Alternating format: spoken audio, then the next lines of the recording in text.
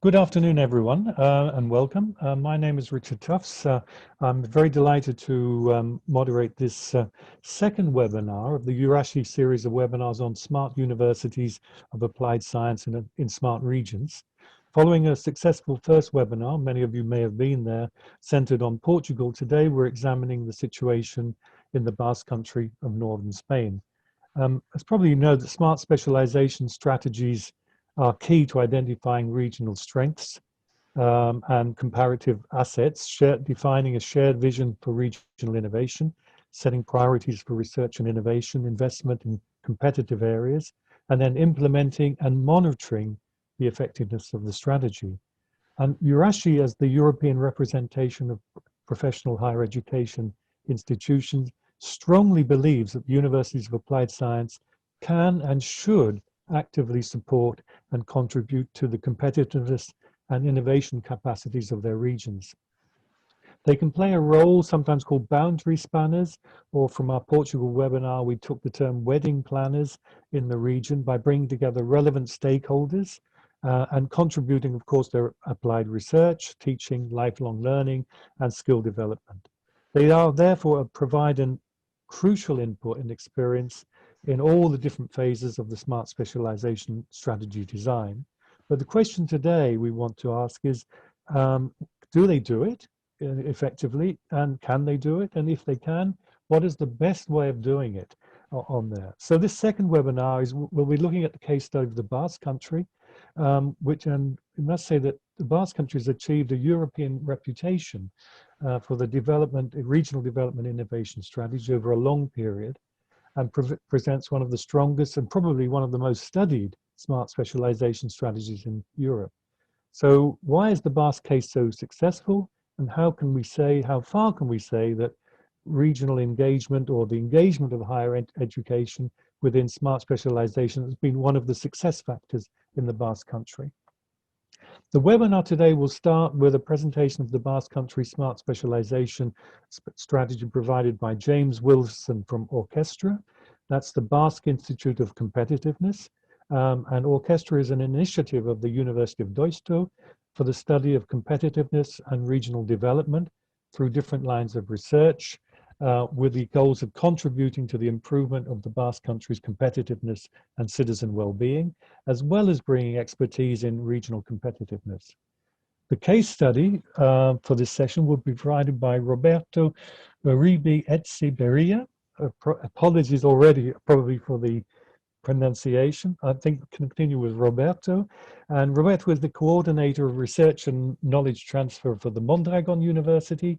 And as a EURASHE member, he will highlight the specific role that professional higher education institutions can bring to the economic development of the region by acting as a hub between local SMEs, administrative bodies, and civil society. Following these two presentations, we will have a panel, and so Roberto and James, they will join the panel, and our first member of our panel is Christina Oyon, so welcome, and she's the Director of Technology, Innovation and Sustainability for the SPRI for the Basque government. The SPRI is the Basque Business Development Agency. It was founded in 1981 as a public agency to respond to the economic crisis at the beginning of the 80s. And the current objective is to support Basque companies by introducing various programs and services to implement the Basque government's economic promotion policies at the business level. And Christina, and I know Christina myself, she's very active at the EU level and is a leading player of the Vanguard Initiative, a network of regions who are developing collaborative projects based on their respective smart specialization priorities. And as founder and president of Innovation Engage, our final panelist is Jana Puka. She's an expert and strategy consultant in higher education and innovation. She spent 10 years at the OECD, leading reviews of higher education in regional and city development. And since 2013, she's been collaborating with intergovernmental organizations, governments and agencies, and HE groupings such as EURASHE. She's also authored the review of the Basque country, including Mondragon University, and has co-authored the DG Research Report on Universities and Knowledge Organization Role in Regional Smart specialization.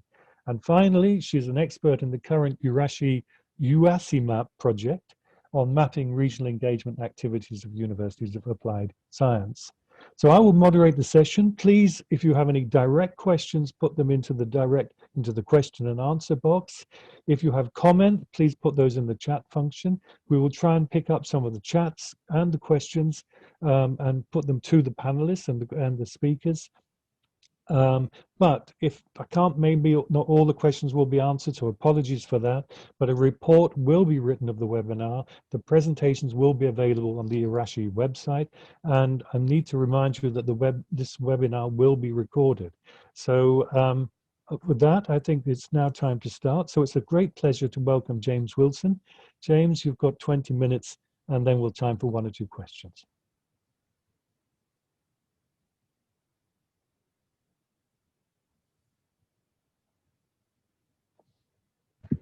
James, you are muted. Oh, sorry, I'm unmuted now. Okay, I hope you can see my screen okay. Yeah, yes, we can. Brilliant, thank you.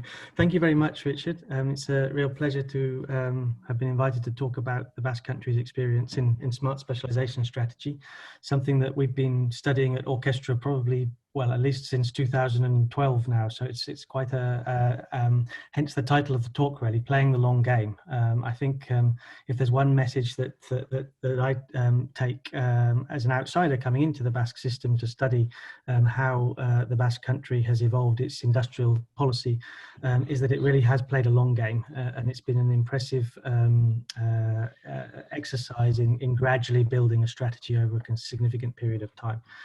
So just as by way of introduction, I think that one thing that characterizes, if you like, the last almost a decade now since we first started talking about smart specialization strategies is the word experimentation. I think that it has really very much been a decade of experimentation, and so when we look at the Basque case in that context, we can see the different types of experimentation that have taken place. As my colleague Kevin Morgan, who's also worked on the Basque case with us here at Orchestra, argues, it's probably the most ambitious regional innovation program ever to be launched in the EU, the Smart Specialisation Strategy. And it's ambitious because, on the one hand, it focuses on strategically prioritizing investments in research, development, and innovation, something that that's very difficult to do. So it's an ambitious what.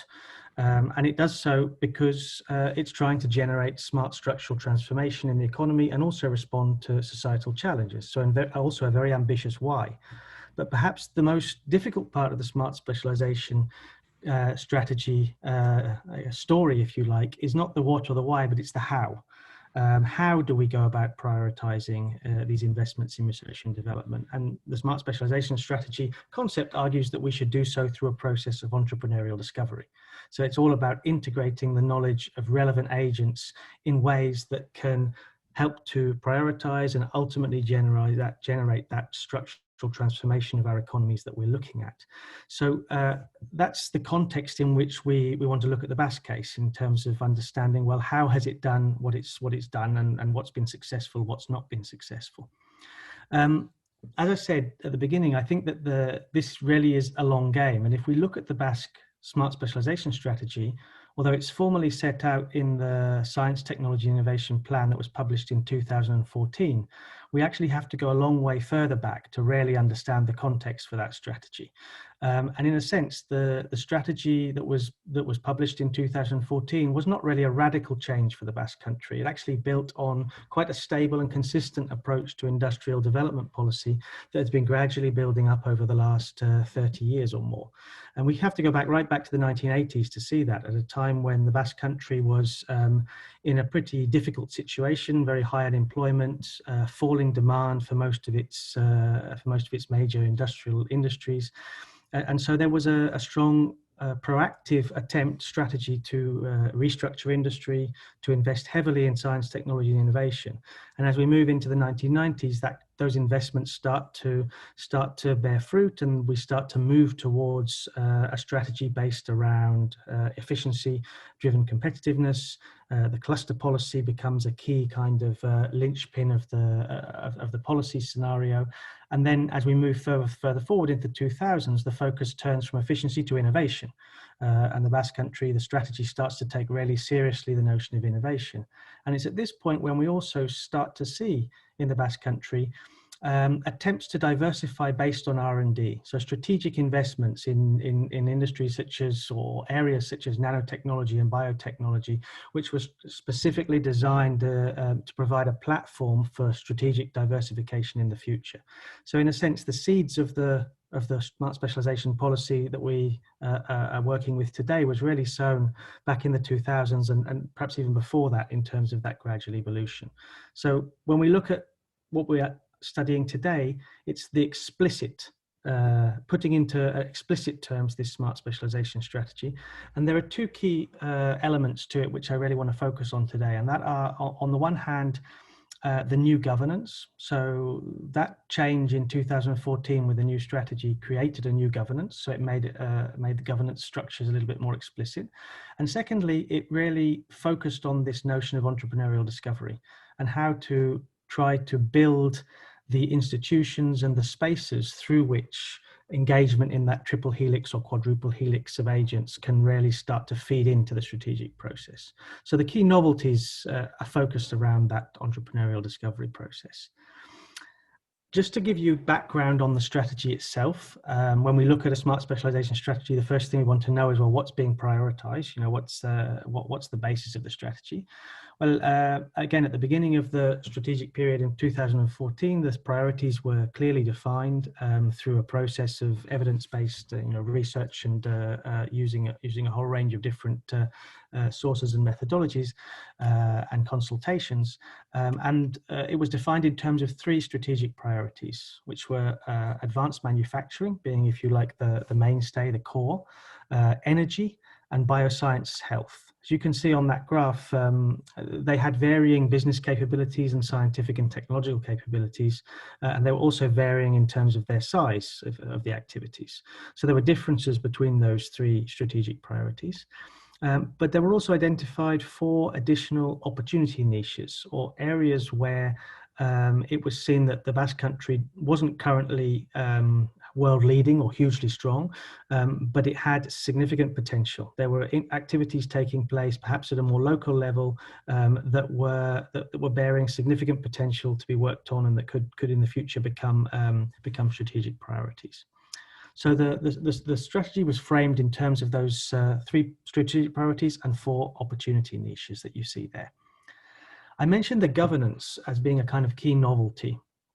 And in the smart specialization strategy document, they set out the government set out what they called a governance house for the smart specialization strategy, which had, as you can see here, 3 levels. At the top sits the president of the Basque government and the Basque Council for Science, Technology and Innovation. This is a very high level strategic group that is designed with overseeing the strategy.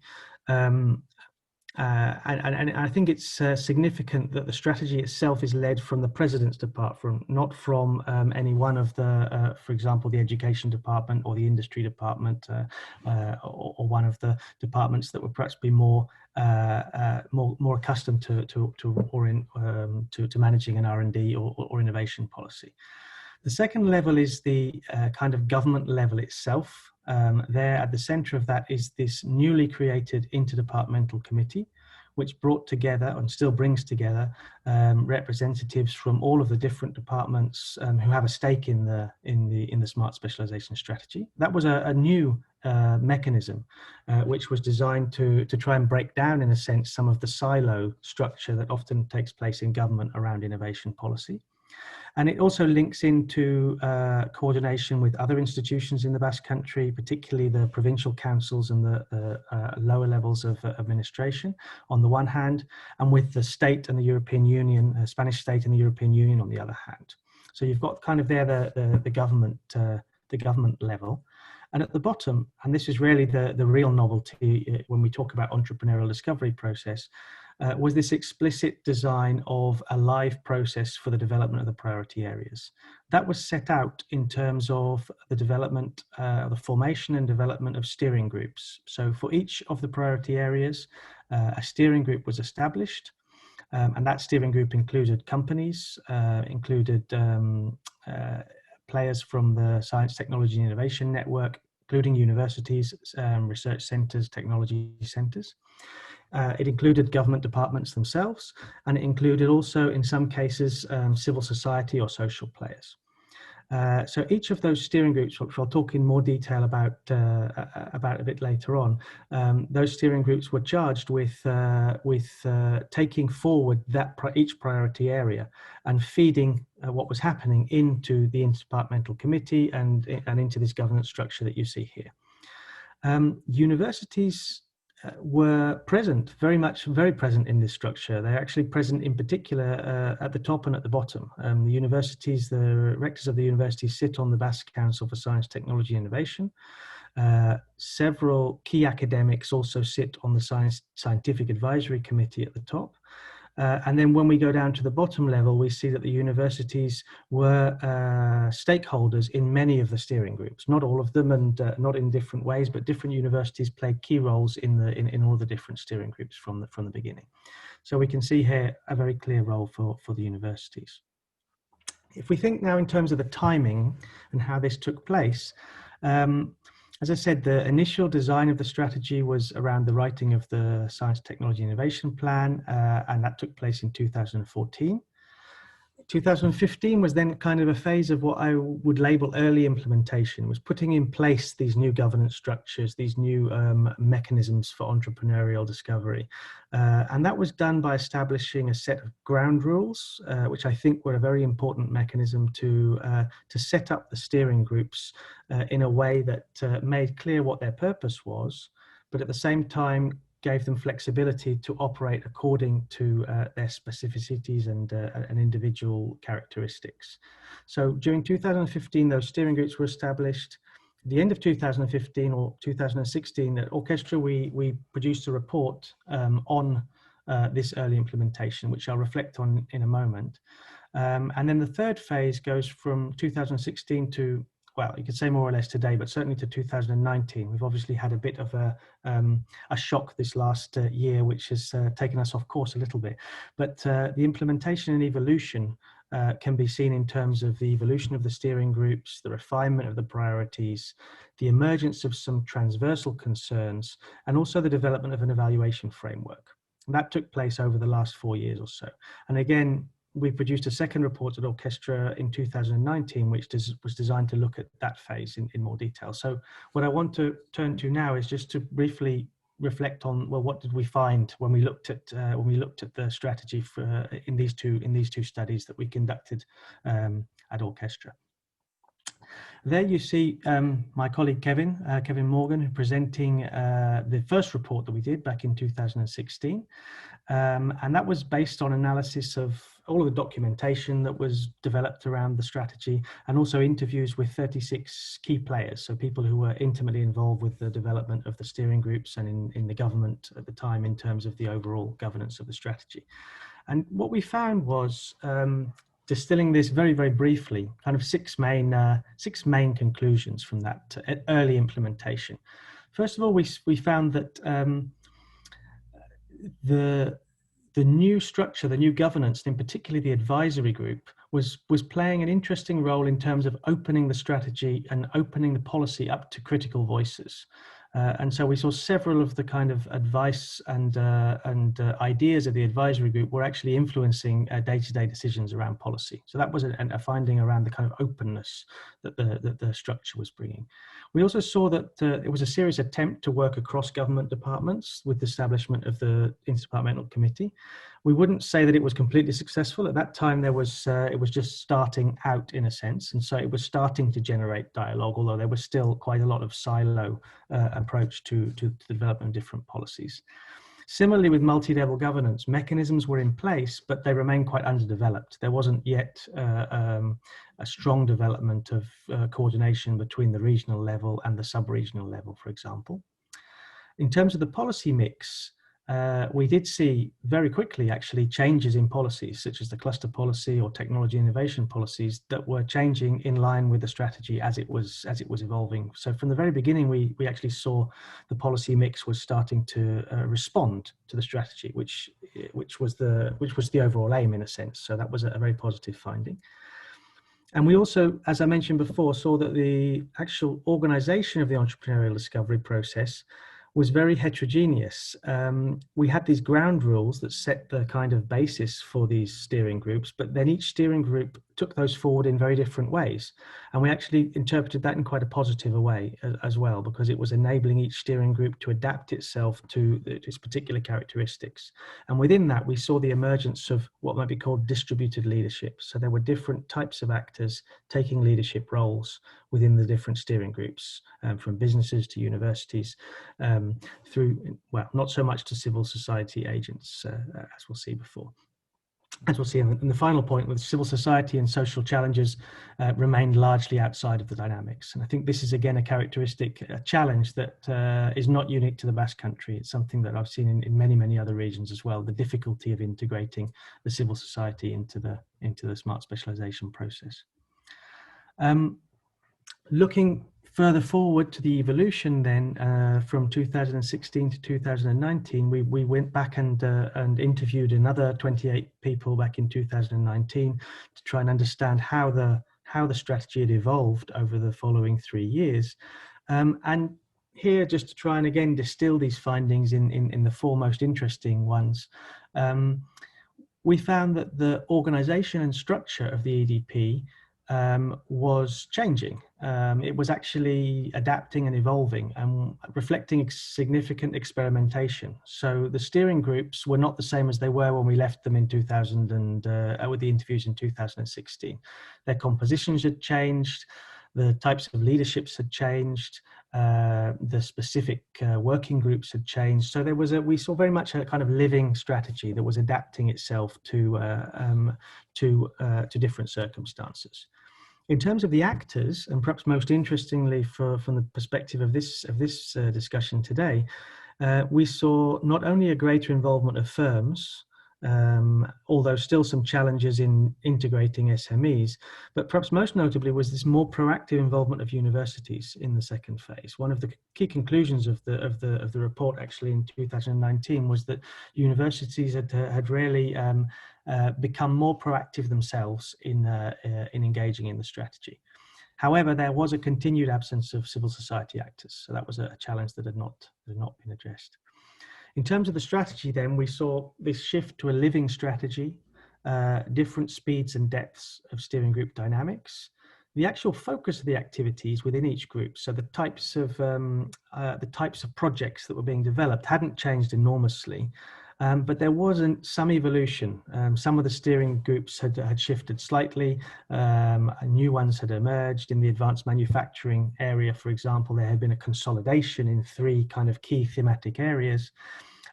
Also, we noted across the board movement towards projects at higher TRLs, so this kind of desire to make the research more applied and market oriented, and also a greater involvement in EU projects. Again, something that the universities and the technology centres were playing a leading role in precipitating. And finally, we noted changes in evaluation practice. So at the strategy level, there was a development of an indicator framework as a whole. And then within each steering group, there was also quite a lot of experimentation with evaluating what each steering group was doing itself. So overall, I think that we can conclude from the Basque case that perhaps one of its key characteristics, or one of the reasons why it's, I think, been relatively successful in taking forward the dynamic entrepreneurial discovery process, is because it's set it up around 2 different levels of institutions. On the one hand, you have this kind of overall governance structure and rules of the game, which kind of sorry, there's someone at my door, which sets the sets the overall framework for the strategy. And then within that, we have these micro processes for particularizing and valorizing priorities that are taking place within the steering groups, most of all, and that are much more bottom up and experimental. And it's the combination of those two layers, I think, that perhaps are most distinctive of the Basque case. So where are we now? To conclude, before the pandemic, the new Science, Technology and Innovation Plan was being developed, and it was essentially an evolution of the current strategy. So there were some changes in the names of the priority areas. There was a movement towards recognizing transitions, particularly digital technological transition, green energy transition, and demographic social transition as kind of transversal elements that were going to drive forward all 7 of the priority areas. And then, of course, we had the COVID pandemic, which has put us a little bit on hold. And that leads to a different reflection around, well, what are the impacts of COVID on territorial strategies? I won't go into a lot of detail here, except to say that we're all aware of the European level initiatives and the things such as the Next Generation EU. There's a lot of talk about the funding that's going to come through that, etc., and how smart specialization strategies will relate to that. I think that the key message here is that multi-level governance becomes even more important than ever, because where we have strategies at EU level and national level, they need to be implemented at regional level. And that requires a close coordination, both in the design and the implementation between regions, states and member states and the EU. And in that sense, I think that universities are actually, again, well positioned to play a bridging role, because most of our universities are rooted regionally, but they also have strong international connections. So it's the combination of that local buzz and global flow, in a sense, that I think can mean that universities can play quite an important bridging role in that multi-level governance. So just to conclude very quickly in key messages, as I said at the beginning, S3 is a long game, and I think that's very evident from the Basque case. COVID is disruptive, I think, in some ways to S3 practices or processes, but the essential structural challenges predate COVID. And I don't think there has been a big change, certainly in the Basque context, to what we were doing beforehand and what we plan to do now through the COVID pandemic. Institutional innovations are key to build this experimentation, and we see that at the 2 levels that I mentioned.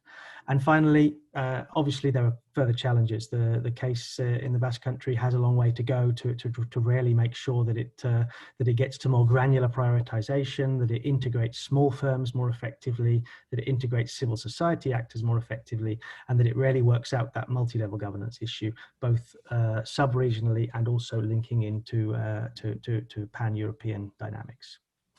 Thank you very much. I hope I've kept more or less to 20 minutes. Thank you. Thank you very much. Thank you, James. Excellent. I think it was a very good overview, certainly on the sort of the stages that the smart specialization has gone through, and not just smart special, but the whole regional innovation, economic policy planning since the 80s that perhaps Christina will pick up on later. We do have one question.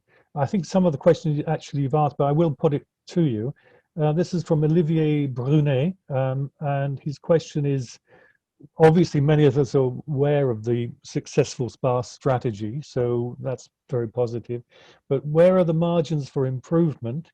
How has the health issue impacted on, which I think you mentioned a bit? Has this changed? Will this change massively, the way the strategy changes? And will this change any form of interregional cooperation in thinking on that terms? So I think some of those points you've already put up, but whether there's a way you could pick those questions up. Yeah, certainly. I think margins for improvement, as I said, I think the key margin for improvement revolves around a more granular prioritization. And that started to happen, but it's taking it further in terms of the work that the steering groups do. And within that, the integration of SMEs more effectively. And again, that started to happen through, for example, the Digital Innovation Hub within the Advanced Manufacturing steering group, and so it's work in progress. But there's and again, Christina might comment more on this later as well. But it's definitely an area that I think we continue to have trajectory going forwards to get it right. In terms of health, I do think actually that the coronavirus pandemic has shone a stronger light on the importance of some of the of health, not just in the Basque Country, but more generally, and not only health, but more generally elements of what might be called the foundational economy, the type parts of the economy that are critical for our everyday lives, that we've seen very starkly highlighted during the months of confinement, where we have essential workers that were working in those sectors. I think that that's given a realization of the strategic importance of those sectors, which I think should breathe new life into the bioscience health priority, for example, going forward, and in terms of not only its importance per se, but its links into other parts of the strategy and other parts of economic life. And then on interregional cooperation, yeah, that's perhaps the trickiest question. It opens up a whole other debate. I think I think there's a long way to go generally in smart specialization strategies around interregional collaboration. The tendency has been naturally for each region to develop its strategy. And there are some cross-cutting areas like the Vanguard initiative that you mentioned earlier, Richard, which attempt to kind of bring together some of those regional interests. But I think we need to find better mechanisms for doing that, and for scaling up some of the investments that are taking place in individual regions. No, I think that's also a question more for Christina to pick up as well, that I hope she'll pick up in the panel debate. I just got a very quick question on, it seems to me that the universities are engaged on a sort of very high top level sort of directionality, where you come at this, where you said this presidential level, but they're mainly engaged, and perhaps this is where Roberto will come in, on this more of the steering group. So you see the entrepreneurial discovery process more at steering group level. Is that correct? Yes, definitely. I think that the main role for the universities has been in the steering group level. At the top level, the council that sits at the top is a council that's very administrative. It's not a council that's very actively involved, but it does have, of course, a say in the overall shape. So there is engagement there, but the real day-to-day engagements at the steering group level, and that's where we've seen an evolution between the first report that we did and the second report, where on the one hand we saw universities being more actively engaged in the steering groups, and on the other hand we also saw universities actually adapting their own strategies more in line with the strategy as a whole. And I think that was a very interesting evolution. Yeah, that's what we're looking to see, is whether this linkage is working on that. But thanks for that. You'll stay with us, James, for the panel, but now we'd like to hand over to Roberto, who's going to look at the Mondragon example in the Basque Country.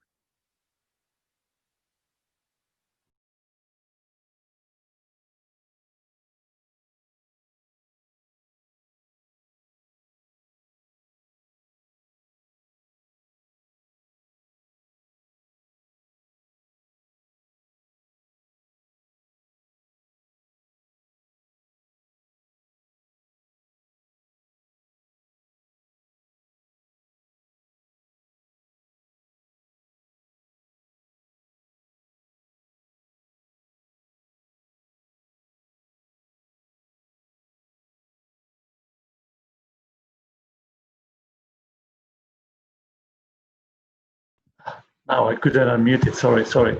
Can you see the slides? As well, we can see them, but can you put them on full slide? Yeah, sure. That's okay. You're still on sort of, no, if you could put on slideshow view, that's better. Good. No, it's okay. Okay, sorry, I couldn't unmute it once I put the slides on. Okay, my idea today is just to explain how Mondragon University fits in the specialization strategy itself, but also how we did contribute during the process. Okay. First of all, I would like to share a few minutes saying what kind of university we are, because we are very peculiar. I think probably we are the only case in the world because we are a cooperative university. We were born more than 75 years ago as an apprenticeship school.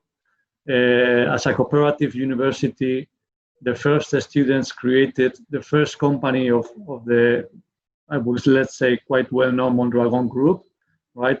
So in that sense, we're very peculiar. Even our governing body as university is formed in equal part by companies, students, and owners of the university, which are the workers. Okay, of course, I am the director of R&D. I'm also a lecturer and researcher, but I am the owner of the company because I'm partner of this, let's say, business. We are a private institution, but with social vocation as well, of course, and non-profit.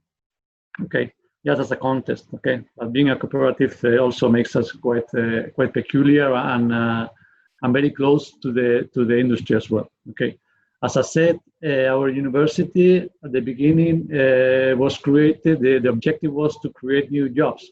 So from the very beginning, and I say again, 75 years ago, we're very close to industry.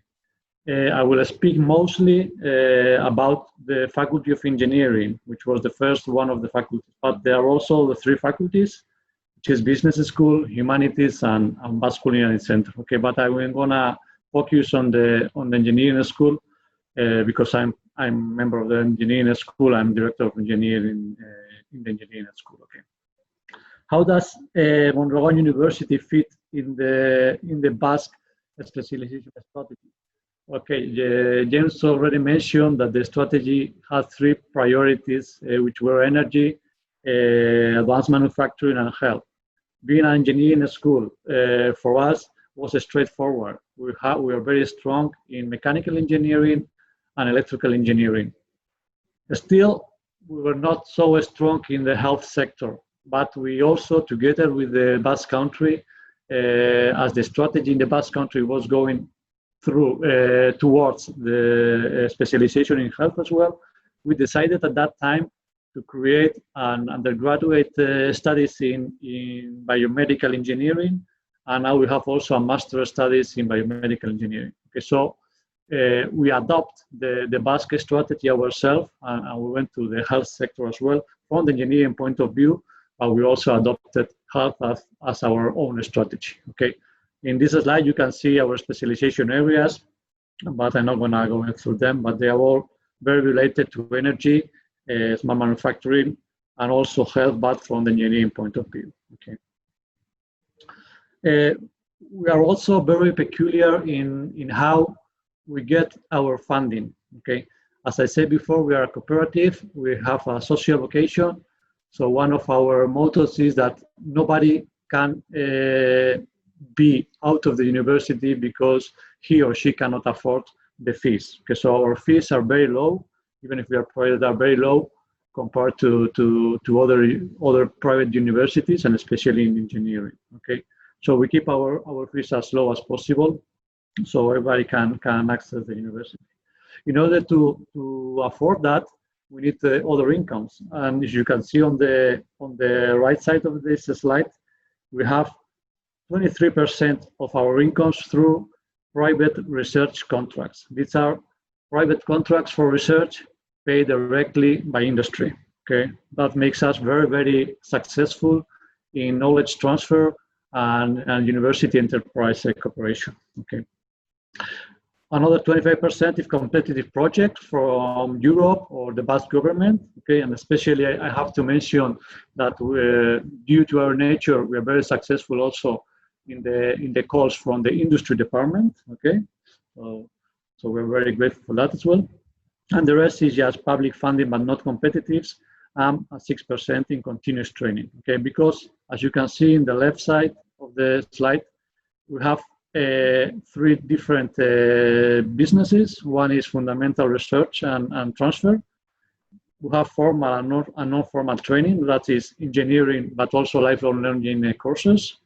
And also we have vocational training studies, very locally, just in one of our campuses. We also do vocational training because this comes from our history. Okay, we are very small, 2,000 students, 2,100 students-ish, and you can see that in the bottom part of this slide. Okay. So as I say, we are very successful in knowledge transfer. That makes us the first in Spain in knowledge transfer. 7th in Europe in knowledge transfer according to EU multi-rank. We are very, very engaged to the region. That's true. Our students are mostly from the region, and they work afterwards also in the region. Okay, we're very, very, very, very rooted to this region. Okay, this is good, but this is not good if you look at it from different perspective. Okay. And we're also very good in publication, but especially publication with industrial partners. We have more than 200 different projects with 200 different companies per year. We have 24 long-term agreements with industrial partners, and even our doctoral thesis, which are, let's say, the most basic, most fundamental research we do, are paid directly by companies. So that makes us very successful in knowledge transfer. We are not successful in other parts, but in this part, I think we are very successful. Okay. Also, from the beginning, we promote our students to be very close to industry, because we think that the best way to specialize and to get the skills specific from different industries in the Basque Country is to put together the students with the companies. So from even the second year in their undergraduate studies, they can start working in companies, practicing in companies, doing the stages, and many of our students take that way. So from the second year of undergraduate studies, they are already working in a company, and usually, let's say, figure says that 1/3 of our students end up working after their studies in that company where they started these practices, this stage. Okay. Well, we have seen that. James has shown this, so I'm not going to stop here. And now I'm going to spend a few minutes just telling you how we did participate in the process of smart specialization in the Basque Country, and also in the Science, Technology, and Innovation Plan. Okay. First of all, we are members of the Basque Science and Technology Council. The rector is a member of that council, top 11 council. So we have already mentioned that. We've been participating in different steering groups, especially in manufacturing and health, and mostly in manufacturing. In advanced manufacturing steering group, we were leading one of the work groups, the one related to education. Okay, that was led by my boss, the general manager of the engineering school. I was participating in the smart system work group. Okay, and I am also still participating in the internationalization work group. This work group, the internationalization one, is still ongoing, and we are participating in that one. Then from the education part, we are also part for GUNE, Lau GUNE, which together with the rest of the Basque universities. And I do remember doing some kind of diagnosis of our scientific capabilities related to the smart specialization strategy in the Basque Country. We also have participated in the identification of mega tendencies and other kind of studies, many times needed by Basque and the Basque government. Okay. During the implementation, there is, in this case, from the education department in the Basque Country, we are part of the Basque university system, of course, and together with the other universities and the government and the education department, we designed the action plan and implemented. We are responsible for the implementation of that action plan, which we try to align it with the Science, Technology, and Innovation planning, and also the smart specialization strategy. Okay. For example, I have put there in the slide 5 examples of different actions identified. The one, identification and validation of new technologies for smart specialization, generation of excellent new knowledge within the smart specialization priorities, launching PhDs. This is very specific, but launching PhD thesis in these 3 topics was also one of the actions within this action plan. Acquisition of these 3 related companies among the researchers. Okay, we have the obligation as university to be always in front of knowledge in different topics, but we took the obligation, the commitment to use our own resources to be specialized in these topics, and also developing entrepreneurship and entrepreneurship ecosystems for industrial transition. Okay, this is a bit more new, although it's also very related to the smart specialization strategies. Okay, we are leading the digital and connected factory node for vocational training. As I mentioned, we do have vocational training in our university, and that also makes us a big difference in that sense. And in this, for vocational training, we are leading one of the nodes in the Basque country. We also have created our own strategy in the university to hire talent within the EXPERIMENTATIon program. EXPERIMENTATIon program is a Basque government program to attract international talent to the Basque country. And we have used that program to attract talent, but especially in topics of the smart specialization strategy, such as the circular economy, advanced manufacturing, or advanced systems in this case. Okay. We also were advising a certain point of the implementation phase to the Basque government how the industrial doctorate program should be, the program called Became Tech. Okay. I mean, as I said before, we are quite successful to fund our PhD thesis by industry. Okay, so I think in that sense we were a bit of reference for the Basque government when they decided to launch their program for industrial doctorates as well. So we were asked to give them advice, and I think this is also a very interesting program deployed by the Basque government nowadays. Okay. Also, we are members of the Basque Digital Innovation Hub. James has mentioned this initiative before also, and within the Basque Digital Innovation Hubs, there are different nodes, and we are participating in the additive manufacturing node, robotics node, intelligent and connected machine node, advanced material nodes, and now this is a more nuance in the medical devices and digital health nodes, and also in the digital electrical networks nodes. In these nodes, what we do is the university puts the equipment, laboratories, and different scientific and technical assets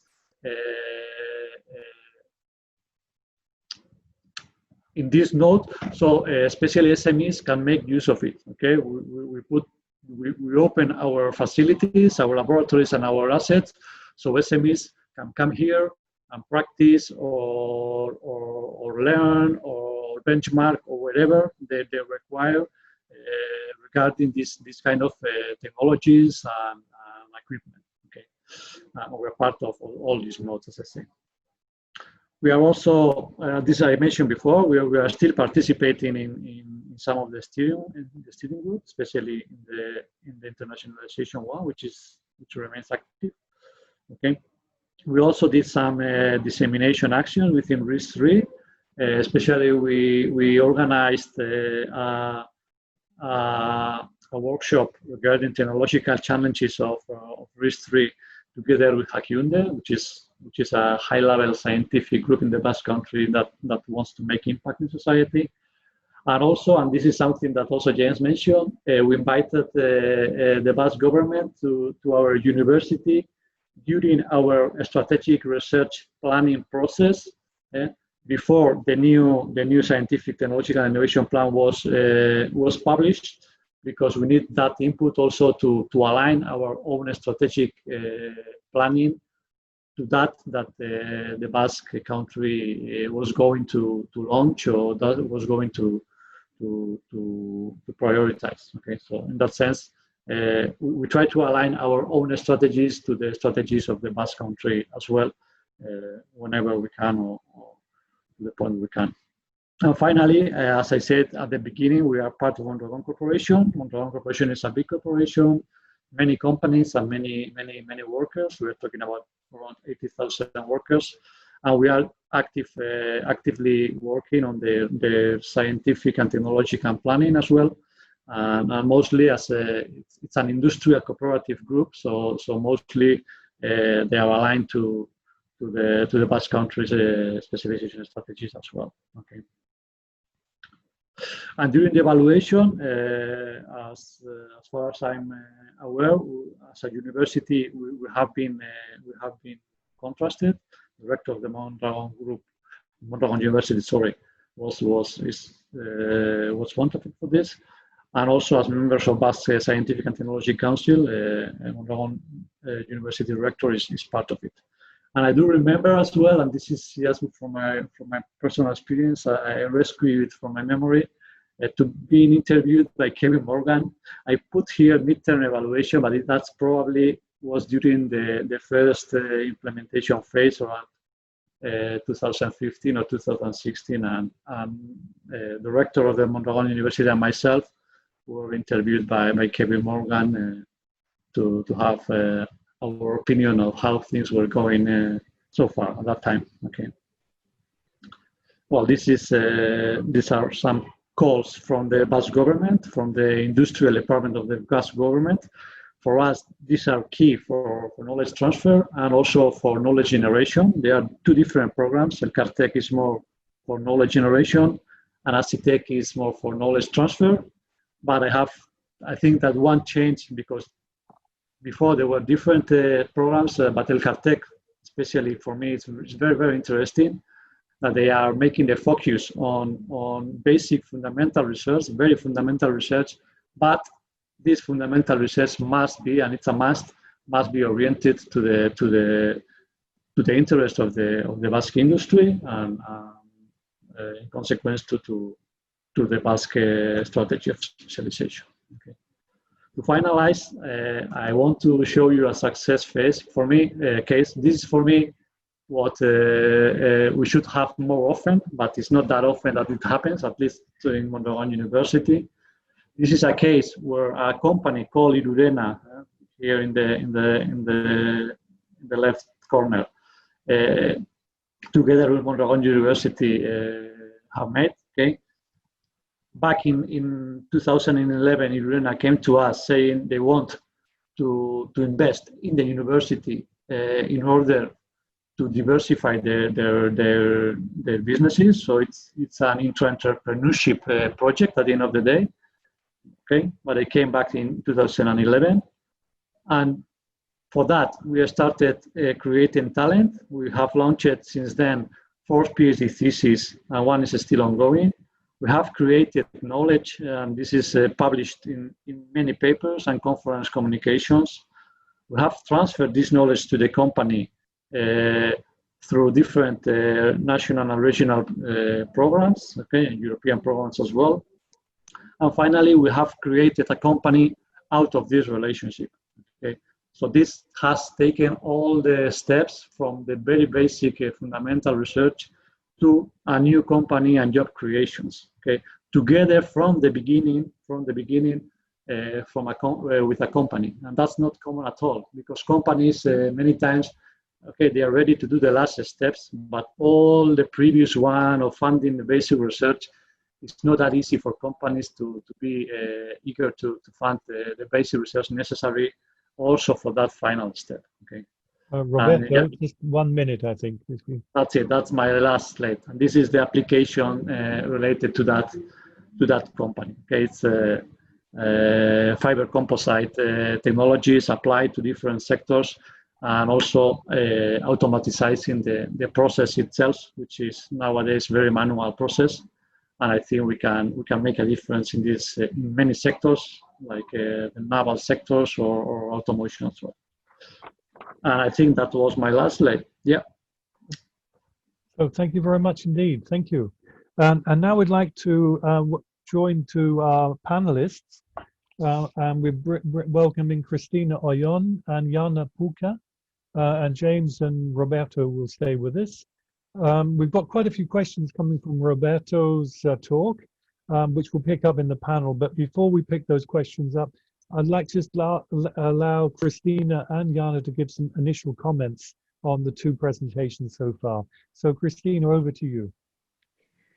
Thank you. Thank you very much, Richard. Thank you, EURASHE, for inviting me to take part in this workshop. And also thank you very much, EURASHE and Friends of Smart Specialization to organize this workshop around the smart specialization strategy in Basque country. It's an honor for all of us.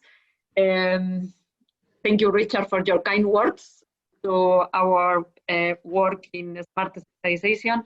And well, there is not much that I can add after the fine talks of Roberto and James.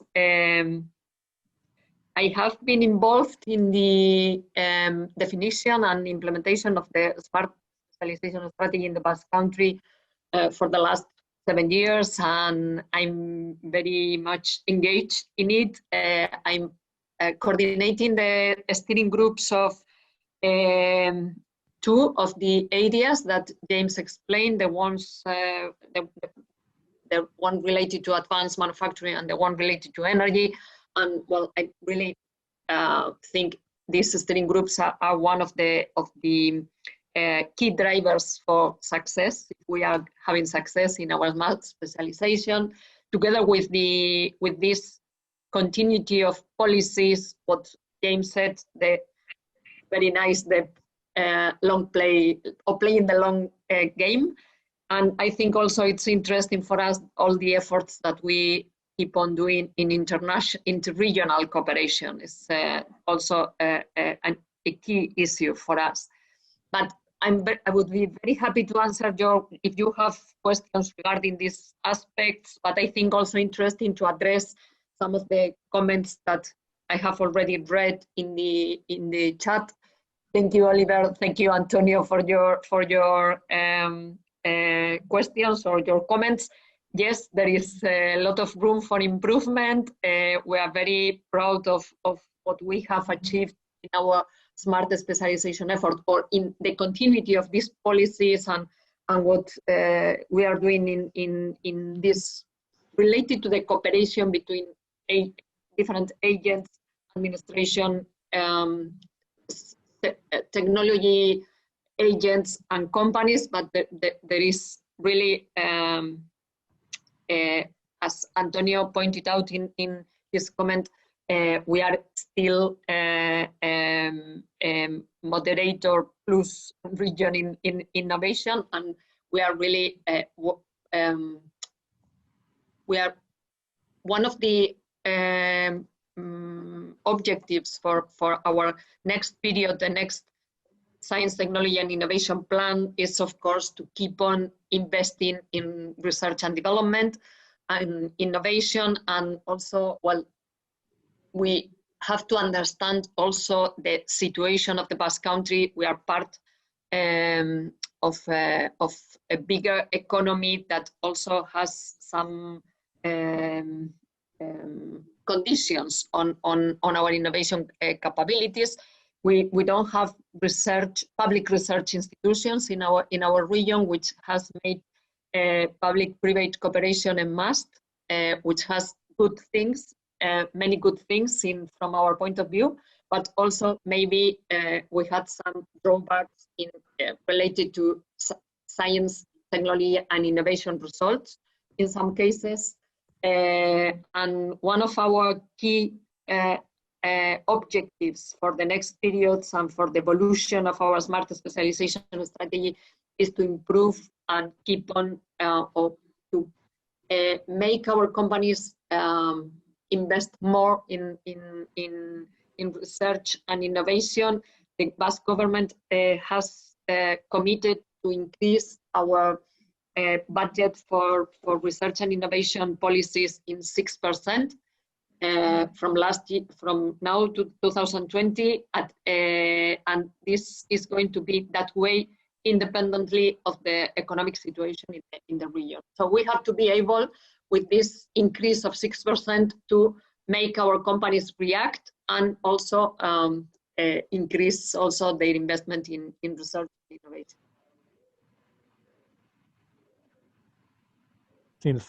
Thank you very much for that. Just 2 points, actually. There's been this new European research area communications coming out. So this increase in research and innovation will be very much linked to what's been demanded on the new era. And the other point about this innovation scoreboard your next door neighbor, Navarra, has sort of contested this scoreboard. There's a very interesting Committee of the Regions opinion on this, if anyone wants to look it up in October. Would now like to hand over to Jana for her comments on the first two presentations. Well, first of all, thank you very much for this opportunity to speak to you. I am very happy to be here because in 2010 and 11, I was involved in the review of the Basque country. And it's always good to sort of catch up what is going on. In that OECD review, we were overwhelmingly impressed by the governance structures that Basque had done and the serious hard work that had gone into this. All the people were very devoted to their work. We could see that there was silos, and silos were difficult to bridge. And there was silence between the science and technology part and then the higher education part. And it looks like there is some bridging going on, but I wonder if there is still some mileage to go through, continue. Another thing which was impressive was of course this network of research centers, and then the strength of the vocational education sector. I think Basque country is probably one of the leading areas where you have a very structured approach to it and also built-in innovation. So what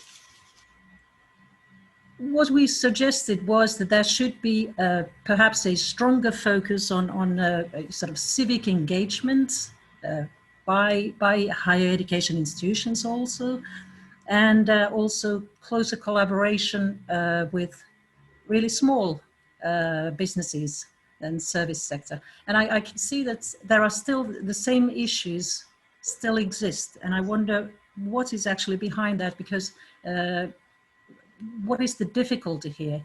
Is the small businesses, are they not sort of structured in such a way that there would be a association representing them? Are they difficult to reach? What is happening with the small businesses right now with the COVID? That is also a question to Mondragon University, because we heard, I mean, what engineering is doing. It's always amazing to hear about this. I don't think that I have visited any other higher education institutions than engineering faculties where there is so much sort of industry-facing interest in collaboration. And another thing, I think you did not mention that there are these committees which are looking into sort of long-term trends and strategies, what will come up, and you are also structuring your collaboration that way. But is there an issue also in Mondragon University in the difficulty in working with the smaller companies? And is there an issue of perhaps silo working even with the Mondragon University? Because you do have these other faculties, and the faculties are in business, management, you have education and humanities. I think that is mainly communication for the humanities. No, it's communications. They also have teachers' school for primary schools, and humanities, cooperativism, and things like that. Yes, and then there is the culinary center. So yeah. If you look into the small businesses and service sector and the small businesses in general, what they need is digitalization. You are strong in that.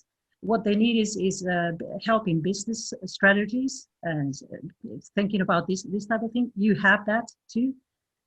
You basically have the elements, but how is that actually working? Are you able to pull together the whole strength of the Mondragon University? Because one of the things that is probably difficult is that you are also quite spread. I mean, I think you are in 9 different locations. Of course, now it is teleworking and all that, but centers have not been in place before. How is it working? How do you do it in practice? Well, we're spread, but in 9 different locations, but all of them are within 1 hour driving distance. Basque Country is very, very small. Okay, it's true that we are in San Sebastian, we are also now in Bilbao and in Mondragon, but everything is less than 1 hour distance. Okay, it's true that we have many, many ingredients. We have business schools for business models, new business models, innovation, and all that. Engineering school for more technological aspects. But it's very difficult also for us to reach the SMEs.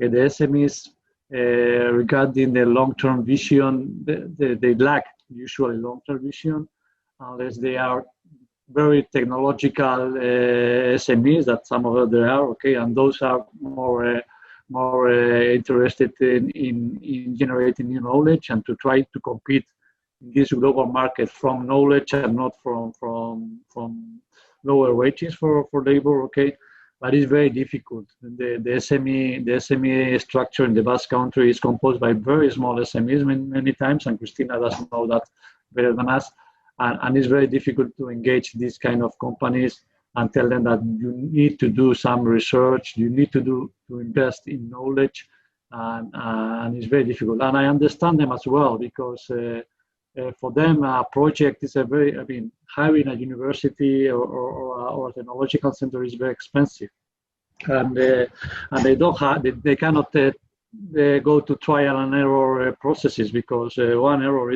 could be fatal for them, because they don't have the funding for that.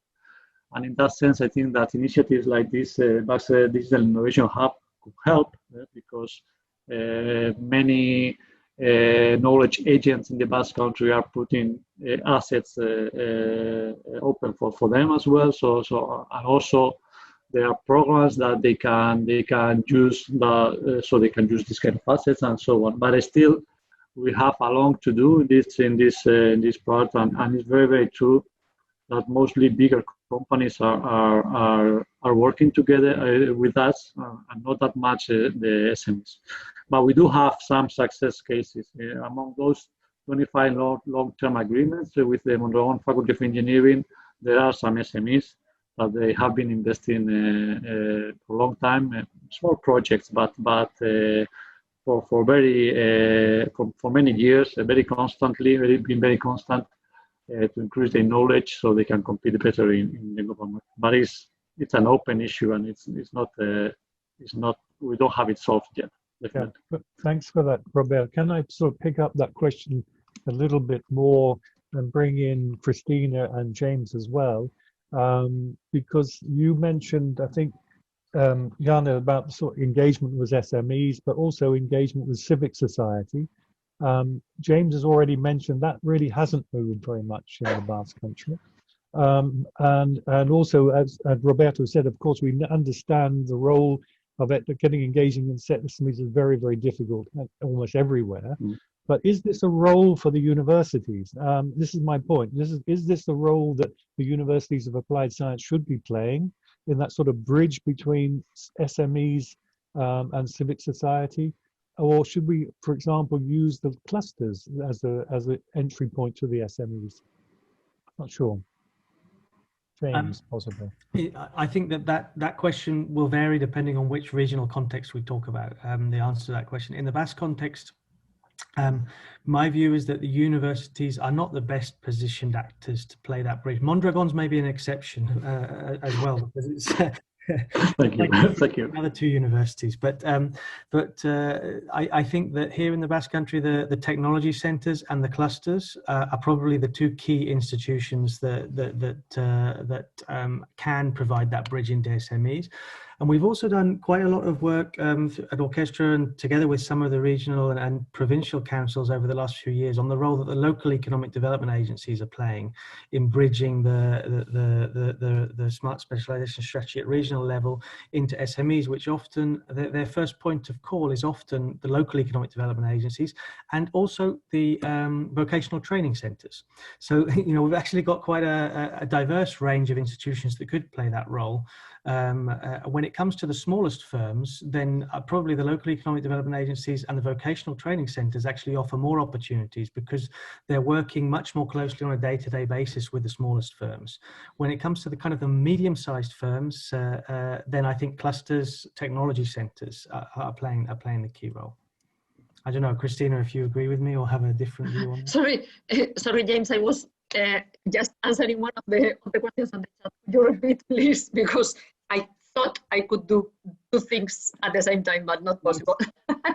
My view, certainly in the Basque context, is that the smallest firms, the most effective points of engagement tend to be the local actors, where the vocational training centres and local economic development agencies. Yes. Whereas it's clusters, technology centres, universities play a clearer role more with medium-sized. Medium-sized.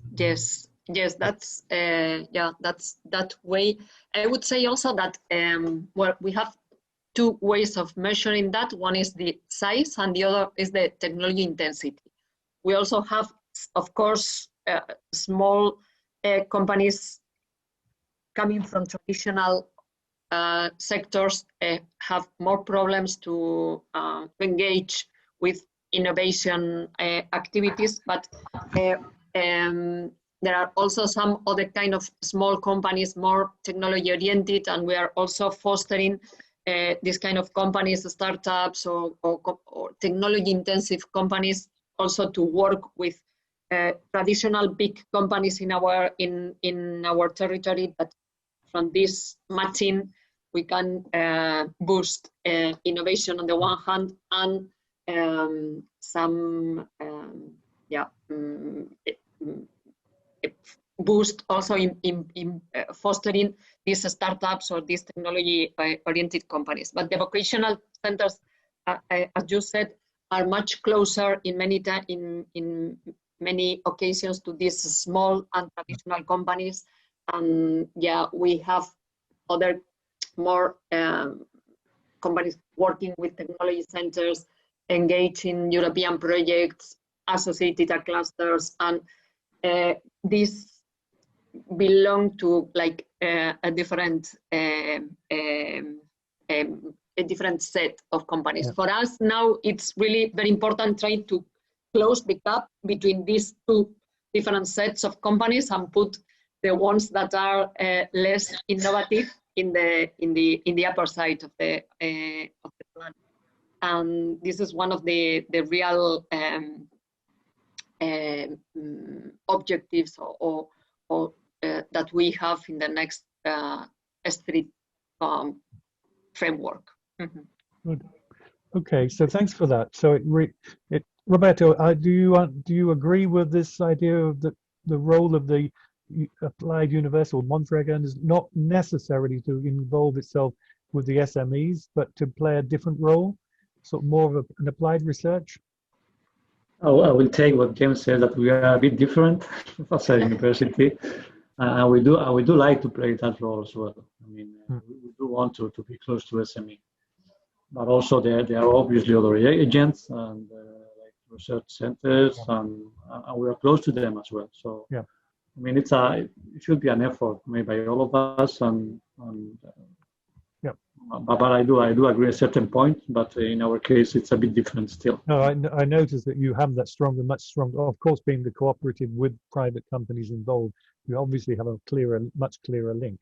I'd like now to move though to another question that has come up that was on more of the skills agenda, because one of the aspects is really looking at the role of the applied science universities in skill development. And whether there is in the Basque country itself also a learning strategy which is linked to the smart specialization, and whether this is something obviously that universities are very independent, but how far do you see the possibilities of linking the sort of curricula and the skills developed directly with the smart specialization, or do you see it has to be a wider skill role? Can I? Yeah, James. I think this is something that has been recognized as perhaps a weakness that needs to be addressed. And there have been, in the most recent phase of the last couple of years, there have been attempts to try and address this, in particular within the pointed to the advanced manufacturing working steering group. One of the three key themes there, alongside the digital innovation hub and the new business models, has been the skills issue, skills for industry. And within that, a kind of new bridging institution called in Basque Cluster Laugune, which is a kind of network, to describe it, I guess, of the key educational institutions that have capacity to provide those skilled responses, has developed over the last couple of years and has started to work on diagnostics to try and understand what the skills needs for industry are and how they might respond to that. So I think it's something that the weakness, the kind of agility of the skills ecosystem, both universities and also vocational training centres and technology centres, to kind of adjust to business needs, was recognised. And I don't think the solution's quite there yet, but there are important steps being taken to try and bridge that gap, I think. I don't know, again, Christina probably knows much more than me about what actually happens with that. Yeah, Christina, over to you, and then possibly to Roberto. Okay, yes. Well, in principle, I think Cluster Lagune has been a very key turning point in the engagement of our steering groups with universities. So for us, has been really very important to have this space for collaboration between the different universities that we have in the Basque Country, and we have now a contact point of these 4 universities working together. Not only 4 universities, but I guess there are like 20 faculties related with STEM in principle, and this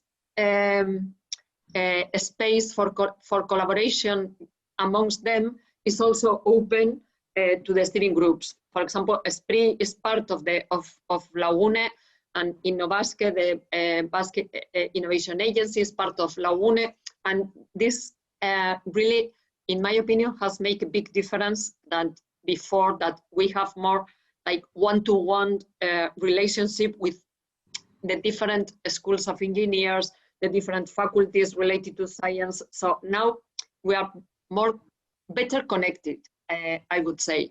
And we are working with, they are also more proactive in working together on a strategy for this upskilling or adapting the skilling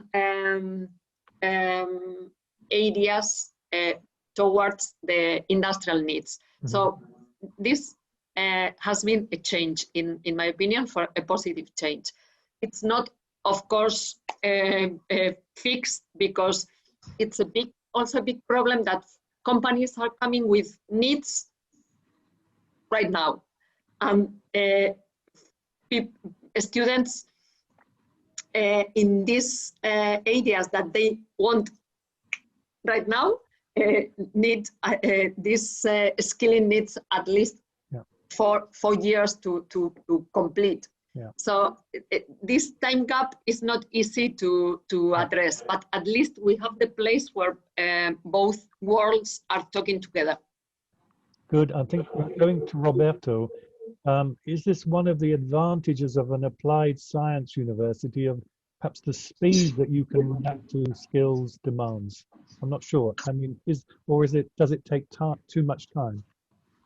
Well, I mean, for us, it's a reality. I mean, we have a panel composed by companies, not only cooperative companies, also companies, non-cooperative ones, that meets twice a year. Also, we invite people from the Basque government, from the regional government as well. And in this panel, twice a year, as I said, we discuss mainly 2 topics. One of the meetings is research and innovation needs, and in the other one is educational needs, and what kind of skills these companies will require in the future. Of course, it's not, as Christina says, obviously they want the results now, but okay, sometimes they can wait, okay?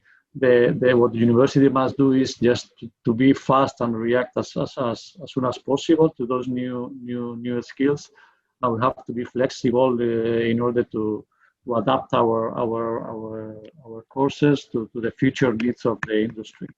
It's true also that during the implementation phase of the RIS3, at least in the advanced manufacturing group, there was a working group from the beginning dedicated to education. That was led by us. And it was very clear for all of the members in the advanced manufacturing steering group that the skills was a must. Was from the very beginning was one of the important points. But it's true. Sometimes, especially in technology, things go very fast, and we need to be flexible and fast adapting to the changes required for the industry. And it's not easy always. Yeah. There were a couple of. Oh, sorry. Especially when from the other side there are, you have to, if this is an engineering degree, you have to be evaluated and so on and so forth, which is a lot of paperwork from the ministry or whatever. And sometimes this makes things slower than it should. Yeah, I was just wondering also about short courses and microcredits, which is coming up. There were two questions. One, I think you've answered about how you link the demands of companies and for research and innovation. How do they know what you're doing? How do they know? I think you've covered that to a certain extent. There is another question that did come up before, is do you do any graduate tracking that the graduates that you do, that come from the university actually go into the areas that they are qualified to be in? Do you see my logic that you can actually have a high employment rate, but actually they may be employed in not the area they trained in? How far is this something that's been doing in the Basque country? Yes, there is a survey every 3 years, if I'm not mistaken, carried out by the Basque government. I don't know which body. I don't know if it's Lanbide or I don't know exactly which body makes it. But there is a survey among students that have finished their studies 3 years, previous 3 years, okay? And they ask them if they are working or not, of course. And for engineering, the employment rate is very high. And for one university is over 95 or 96%. It's very, very high. And also the matching between what they are doing and what they have studied is very high as well. Very high. So, I mean, in that sense, we are lucky. In the new schools, we have, let's say, full employment and also matching studies with the jobs. Yeah. But the luck is the STEM. I mean, we need more students, and the industry needs more students. I think maybe the problem is not that one, but the previous one, where we are not able to engage more students into STEM studies. It's just a general problem in most regions. Christine, is that your feeling also that you are retaining your talent in the Basque country? I would say that there is some, there is some capital attraction or big cities attraction. And I think we are suffering a bit of that in the Basque country. So young people really want to be part of a bigger place. And I think Madrid is very attractive for them right now.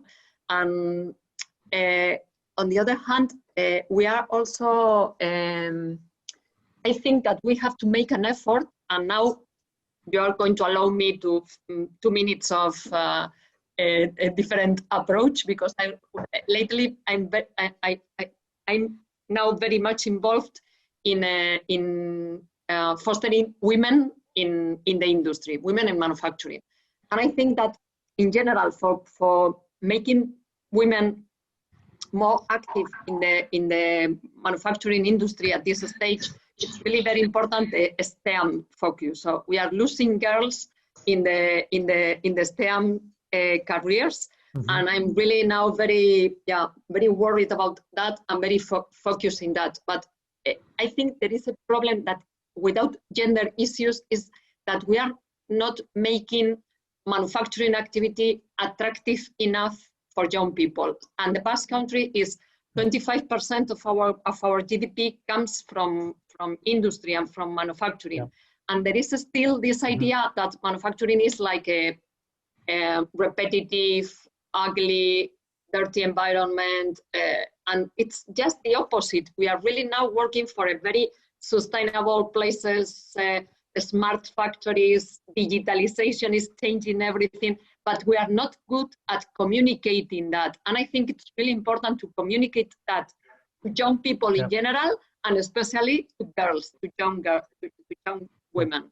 So I really think that we should make an effort also in the university to show the glamorous part or the high technology part that are now involved in the industrial activity, to make people not run to the big cities like in our case in Spain, Madrid, but also they are running to Paris or London, or well, not now because of the health crisis, but in general, and making an industrial area like our area attractive for young people, especially for women. Right.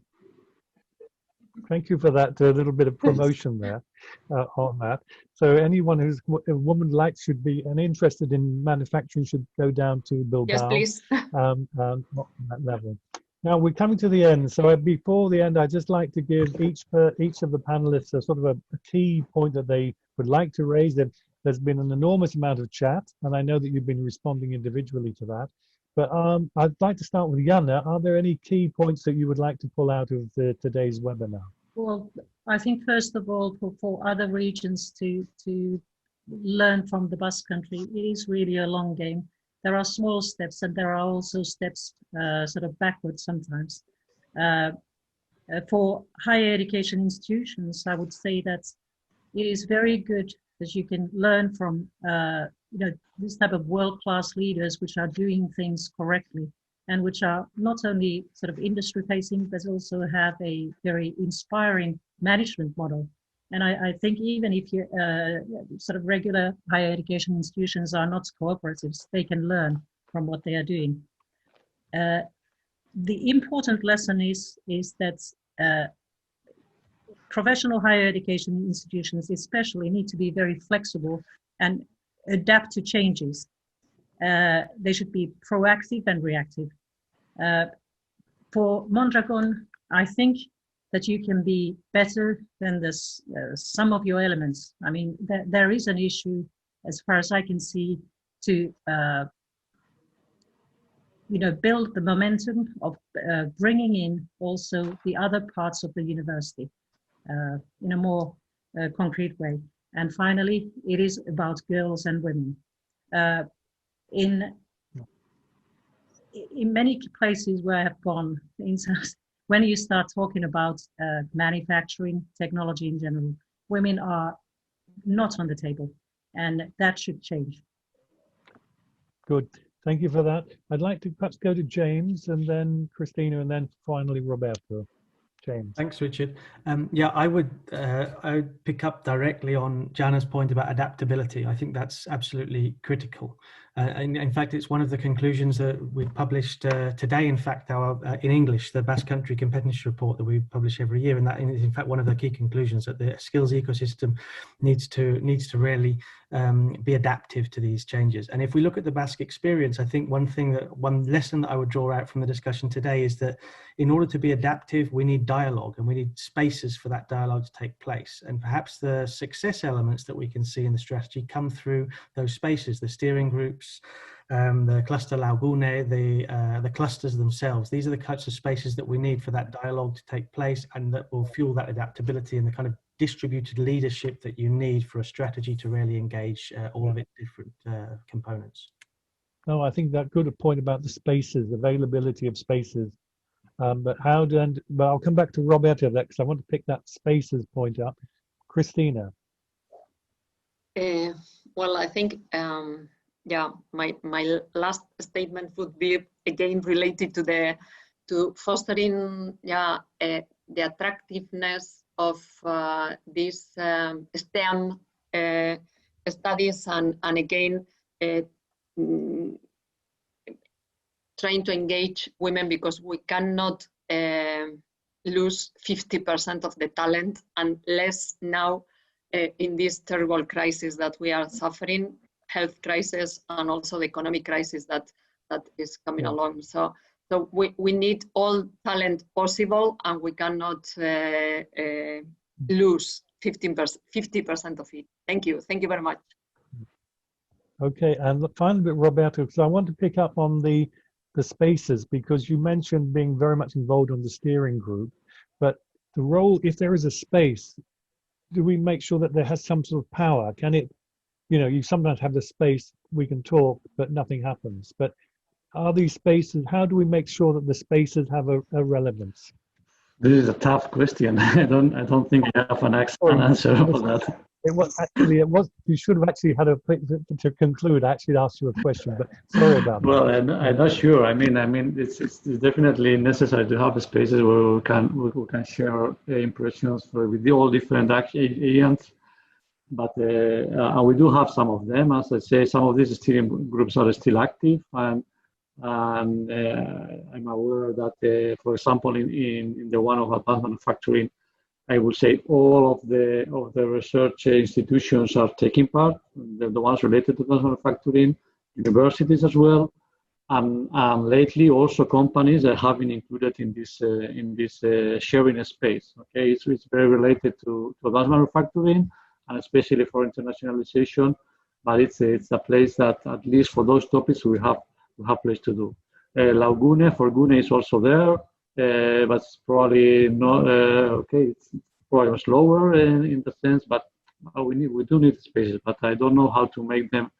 In order to make them relevant, I think that we would need some kind of leading, some kind of leader, probably from put the means to do that. But I really don't have a proper answer, a better answer for that. But you have one last point you'd like to make, a quick point? Yeah, well, it's something that we haven't mentioned during the talks, but for me, it's very important to attract private investment for research and development, because the Basque government, and Cristina said that, is doing a very big effort investing in research and development to make the industry more competitive, and she's committed to that. But we need that the companies themselves also invest in that, and this is not very easy, not easy at all, in fact. And especially, and that's my last contribution, is that we should be aware that now we are in a very deep transition of industry in the Basque Country. Automation is changing, aeronautics is changing, many sectors are changing a lot. And also we have to do this transition towards greener industries, more sustainable businesses, okay? And this transition will make a difference in the future, and we must be ready for that as well. It's very important. Yeah, thank you for that. I mean, that's another big topic we could start another hour and a half on, so, which we won't do today. But I'd like to just conclude, and we're thanking, I mean, we're running over time, so apologies a little bit for that. But thank you very much for our two speakers and our four panelists, Roberto, James, Cristina, and Jana. Thank you very much. We had when you talk about an expert panel, you were an expert panel. Thanks very much for that. I think all the things I've been reading on chat have been pretty positive towards what the Basque Country is doing. So I think that's a congratulations. Things could obviously be improved, but the role, from what I've seen from today, is that there is an engagement, very strong engagement, particularly with Mondragon and the S3. The role for me would be whether the universities engage higher up at this more directional end, which is the transition part, or whether they should be, the UAS should be more in this, what you call the steering group. And where would be the best, where did you get more return on investment, both in terms for the university and in terms of the region? So, if I get the university, where should I put the university? Where is it best placed would be a good question. And the other point that we've talked about, which we didn't mention, but a question came up, was on the regional engagement. We always talk about regional engagement, but are there ways that we can measure this engagement? When we say we've got this dialogue, is there a way that we can measure it in any way so we can start to benchmark by saying, how do we engage, and how are we measuring this? Is it return on? Because you might say we've got a lot of regional engagement, but our innovation level is still the same. So on that debate. on there. But these are points that might come up in the next webinar that the EURASHE are organizing, which is in Italy in the next year, probably in February next year. So everybody's welcome to come. Just to say, there will be a report. The presentations will be available on the EURASHE website in a few days' time. But so just my final things to thank again our speakers, and also thanks for our participants who we're still over 50. So well done. So well done, everybody. So thanks very much indeed, and have a good afternoon. And also keep safe. Goodbye.